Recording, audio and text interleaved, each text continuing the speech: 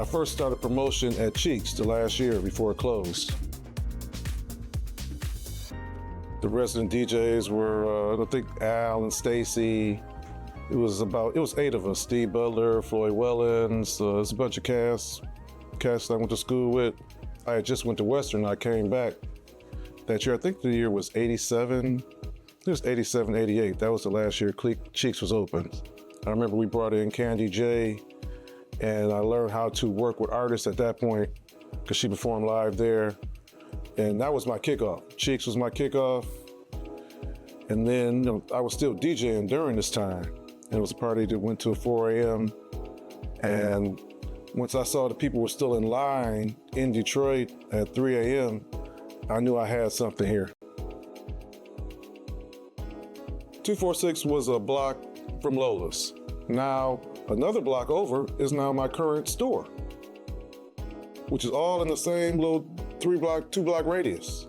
People really bought my CDs and stuff. So I was selling, $300 worth of CDs every week because I had the venues going. So the next obvious thing was to tie my music to apparel, because apparel and music basically go hand in hand. You got to get dressed before you go out and play. One of my friends, Danielle Martin, offered me an opportunity to design some clothes for Shane Park. So I designed some clothes for Shane Park.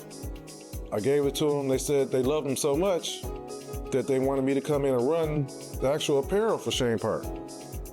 So 4 years ago, I ran apparel for a whole season. I sold all the artists' clothes, plus I sold mine. During this time, I met Ted from the music hall. And then I took it to the music hall and I showed them what I wanted to do. And 2 days later, they were like, we're giving you a 10-year contract to produce stuff for the music hall and sell your own stuff.